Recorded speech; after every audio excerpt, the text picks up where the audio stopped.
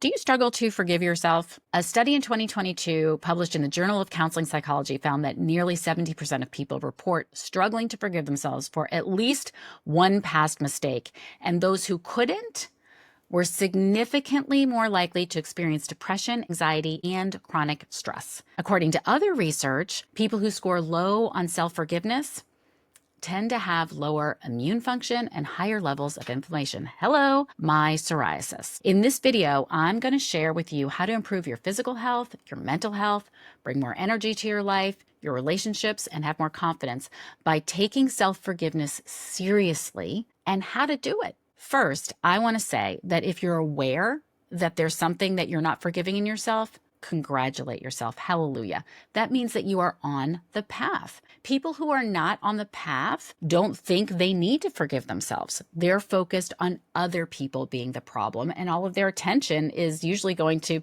people who maybe are problematic. So if you are aware of needing to forgive yourself for something, that's good. You're on a path to recovery because we are human and we make human mistakes, and we all need to forgive ourselves for our very human digressions. Second, I want to say that being on a higher conscious path or a spiritual journey and not putting serious attention on forgiveness is like hiking the Inca Trail without food or water. You're going to be dizzy, lost, and running around in circles before you know it. We all do this. We speak one thing, oh yeah, I know I did that, but I did the best I could. And then subconsciously or unconsciously or consciously, we're beating ourselves up for doing that very thing. So admit to yourself right now, think to yourself right now, and I know you don't want to do this, but think to yourself, what is one thing that you're not forgiving yourself for? Where do you feel the cringe? Is it in your gut? Is it in your chest? What memory feels like a gut punch to you? I can think of several just sitting here right now. So how could you possibly be vibrating at a high energy with that energy in your body, right? We all have to work on this. The cleaner we get that energy, the more higher we are going to vibrate naturally. Most people think that they can attract whatever they want in their life and continue to subconsciously beat the hell out of themselves for things that they've done or how they've behaved. Hello, mom guilt. Does anybody recognize that? What are things as a parent that you are looking back on saying, oh, I wish I didn't do this, or I wish I had done that, or buying into maybe even how your own kids are trying to blame you? So I recently was on a trip to Peru, and one of my tour guides was also a healer, and he led us through this phenomenal meditation a couple of times. And he said there's 3 steps. The first step is forgiveness. The next is gratitude, and the next is love. And he was very clear to explain that we can't go straight to love, right? This is called spiritual bypassing, and I've talked about it before.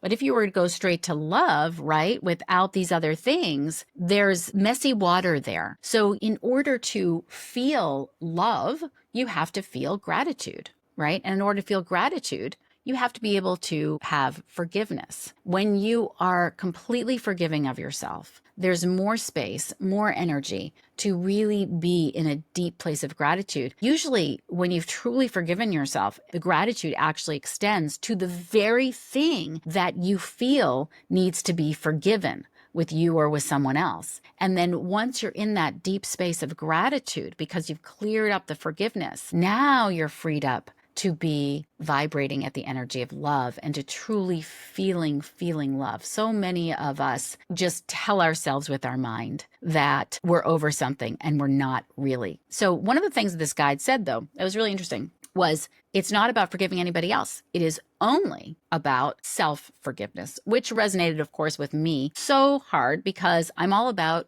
healing from the inside out and turning the gaze inward. So, for example, we're forgiving ourselves in this model for everything, not just for what we did or what we said or what happened today or what happened last year or 10 years ago, but forgiving yourself for putting yourself in a position to be harmed by another. Okay, what if you were a child? Well, then you forgive yourself for asking for this soul contract, for whatever you signed before you came here that said, I need to have this experience so that I can grow in this particular way. It's always to forgive yourself. Why? Why just self-forgiveness? Well, a few reasons. Self-forgiveness Because we have no control over what someone else does. We talk about this all the time. Someone else is going to perceive things, do things the way that they do them for any number of reasons, most of which have literally nothing to do with us other than what they're projecting onto us. So it's not about forgiving someone else, because the way to have the most empowerment and the most control over situations is to work on forgiving yourself, because you are the only one that's in control about whether or not you're going to do that. That's a choice. Someone else, you could fall all over yourself. They may or may not forgive you. So forgive yourself first, self-forgiveness, because A, we don't have control over what other people do. B, or second, when you forgive yourself, you're actually more able to forgive other people, because other people are a mirror for us. The other things that people do is mirroring back to us something that we don't like inside ourselves. So if I can identify where I behaved a certain way that I can forgive myself for, then I'm going to be a lot more likely and able to forgive someone else for doing something similar. So the first reason of why self-forgiveness is we don't have control over other people. The second is we can forgive others more when we forgive ourselves, because others are a mirror for us. And third, when you forgive yourself, you're going to bring a different energy to the situation. Let's break this down in terms of, let's say you feel that you did poorly parenting, or there's one instance or another that you're holding on to that every time you remember it, you're like, ugh.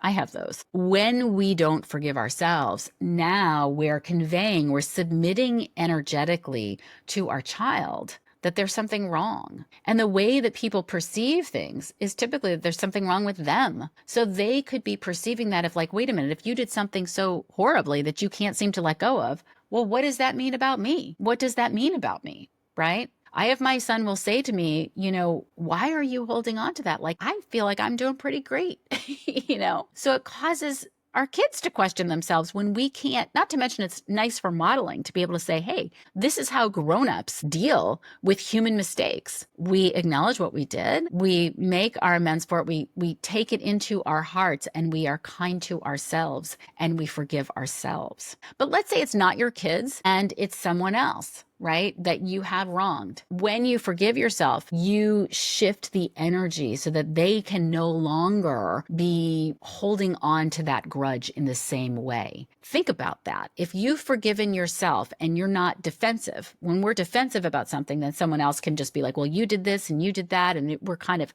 constantly telling each other what we did wrong, what we did wrong.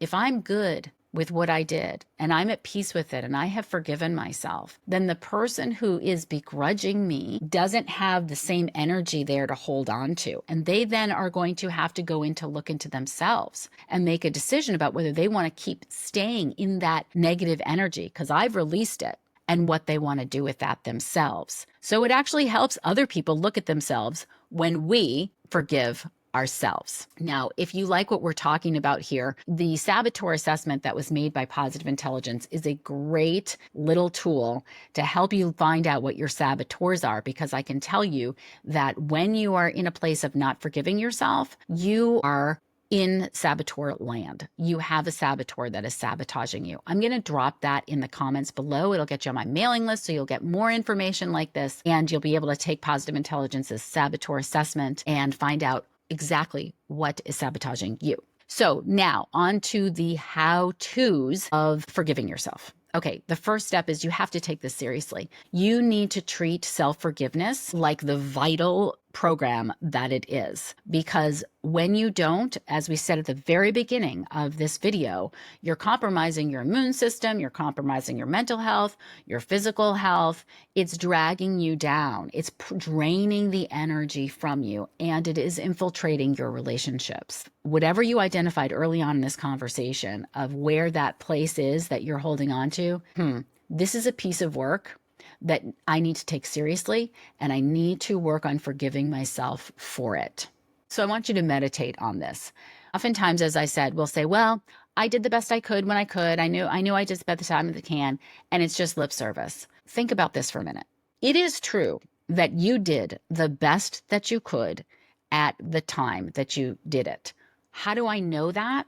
Because it happened, because you did it.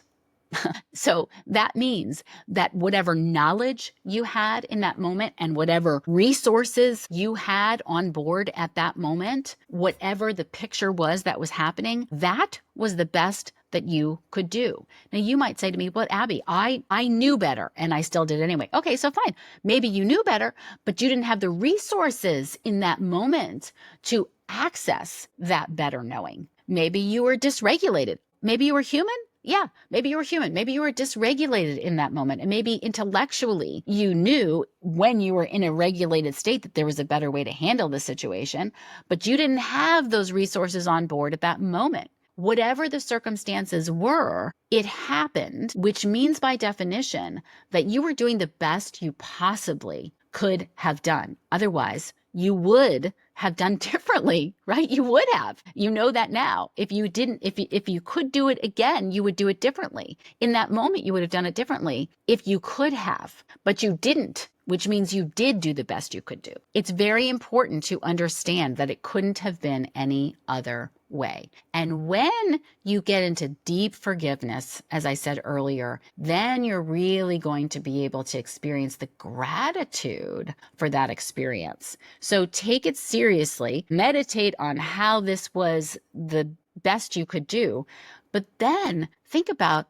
the gratitude that you might be able to conjure from the lesson that quote, screw up taught you. What did you learn from it? Maybe you learned at the end of the day that dragging around a grudge on yourself for 10 years was really depleting. I don't know, but what could you have learned from it? It gives you an opportunity to drop into gratitude for it. And then finally, ask yourself these questions. What could be possible if you forgave yourself for that? What would be possible if I forgave myself? And by the same token, what are the consequences if you don't? Internally and externally. What are you walking around with? What are you feeling? What are you experiencing? What's the energy you're putting out?